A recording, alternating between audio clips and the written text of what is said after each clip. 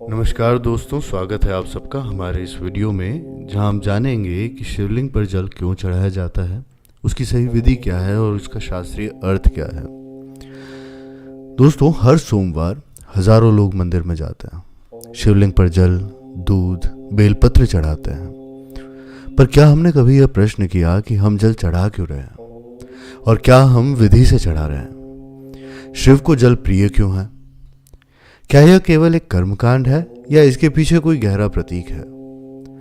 आज हम इस वीडियो में जानेंगे शिवलिंग पर जल चढ़ाने की शास्त्रीय विधि, उसका अर्थ और शास्त्रों की प्रामाणिकता।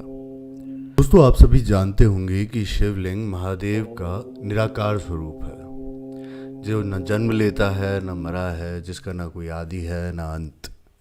विद्येश्वर संहिता के अध्याय 9 में 35वां और 36वें श्लोक में वर्णित है कि लिंगम ही परम रूपम शंभो परम कारणम यत्र उत्पत्ति ही स्थिति ही संहारश्च भवन्ति वे। भावार्थ, शिवलिंग वही स्थान है जहाँ सृष्टि की उत्पत्ति, स्थिति और संहार तीनों समाहित हैं। चलिए जानते हैं आगे कि क्या है पुराण और क्यों है वे प्रामाणिक। भारत के प्राचीन ग्रंथ में 3 मुख्य श्रेणियों में आते हैं: श्रुति, जो कि वेद होते हैं, स्मृति यानी कि धर्मशास्त्र, और पुराण। पुराण का अर्थ कहा गया है पुरातन कथा, जो कि ज्ञान देती है। यदि हम शिव पुराण की बात करें तो इसे महर्षि वेदव्यास जी ने लिखा था और यह अष्टादश महापुराणों में एक है। इसकी विशेषता है कि यह शिव तत्व, साधना, प्रलय और सृष्टि के रहस्यों पर केंद्रित है। इसकी रचना महर्षि वेदव्यास जी ने यह सोचकर करी थी कि जो सामान्य जन हैं, जिन्हें वेदों की जटिल बातों को कथाओं के माध्यम से सरल भाषा में समझाया जाए। हम इन ग्रंथों को इसलिए मानते हैं क्योंकि यह ज्ञान केवल तर्क नहीं, अनुभव, साधना और आंतरिक बोध से उपजा है।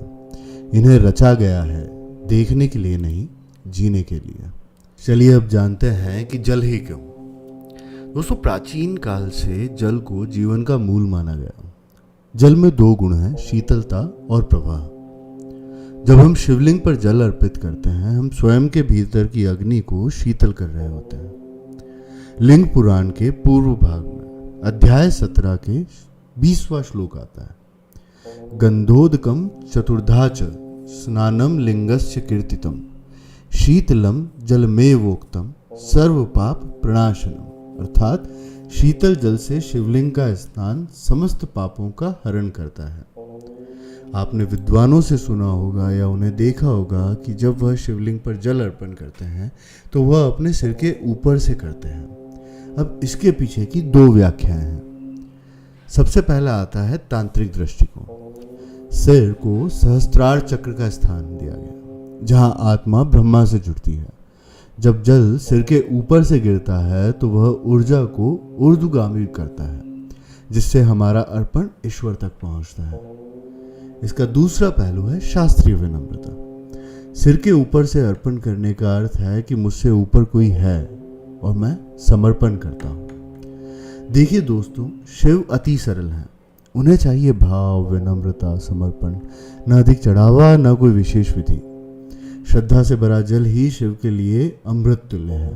तो यदि मान लीजिए आपसे किसी प्रकार से कोई गलती होती है या आप इस तरह का प्रोसेस अभी तक फॉलो नहीं कर रहे थे कि आप सर के ऊपर से नहीं, आप उन्हें बस ऐसे ही नीचे से चढ़ा रहे हैं, तो वो काफ़ी है वैसे उनके लिए। उन्हें किसी भी प्रकार की कोई विधि से बंधना या अपने भक्तों को बांधना पसंद नहीं है।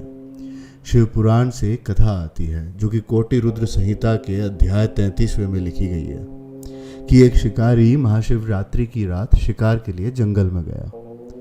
प्यास से व्याकुल वह बेल वृक्ष पर चढ़ा और रात्रि भर जागकर नीचे बैठे अपने लक्ष्य को खोजने के लिए वह जल पात्र से बूंद बूंद जल गिराता रहा। उस वृक्ष के नीचे स्वयंभू शिवलिंग था। अज्ञानतावश शिकारी ने बेलपत्र और जल शिव को अर्पित कर दिया। उसके भाव और अनजाने पूजन से प्रसन्न होकर शिव ने दर्शन दिए और उसे मोक्ष प्रदान किया। अब इसका अर्थ क्या हुआ कहानी का, कि शिव को चढ़ाए गए जल से अधिक शिव उस भाव से बंधते हैं जिसमें न तो दिखावा है और ना ही स्वार्थ। चलिए अब आगे हम जानते हैं कि शास्त्र सम्मत रूप से हमें जल कैसे चढ़ाना चाहिए। बहुत बार हम बस जल चढ़ाते हैं पर बिना समझे। विधि का पालन भाव को और प्रभावशाली बनाता है। तो सबसे पहले बात करते हैं पात्र और जल की। तो ताम्र पात्र का प्रयोग करें, स्वच्छ जल लें। गंगा जल हर कहीं मिल नहीं सकता है, तो बस ये रहे कि नदी का पानी हो, बहता हुआ जल हो, साफ हो, या कुएं का जल हो, साफ हो, शुद्ध हो।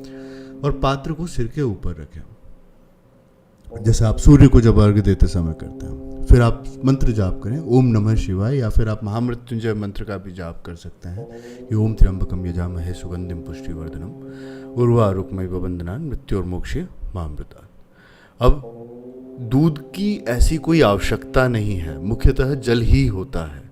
बेलपत्र उल्टा ना हो और जल जो है वो शिवलिंग के ऊपरी भाग पर गिरे।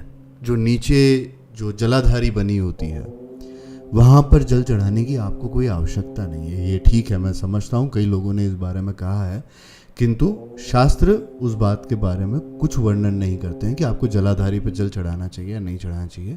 सिर्फ शिवलिंग के ऊपर की तरफ जल चढ़ाना चाहिए। अब जल चढ़ाना एक बाह्य कृति नहीं है, यह एक आंतरिक यात्रा है। जब हम जल चढ़ाते हैं हम अपने अहंकार, वासनाओं, क्रोध को बहा रहे होते हैं। ईशावास्य उपनिषद में सबसे पहला मंत्र आता है, ईशावास्य मिदम सर्वम यक्तिम च जगत्याम जगत तेन त्यक्तेन भुजित्था मा गृध कस्य सुधि नम। सब कुछ शिवमय है, कुछ भी मेरा नहीं। इस भावना से जो चढ़ाया जाए वही सच्चा अर्पण है।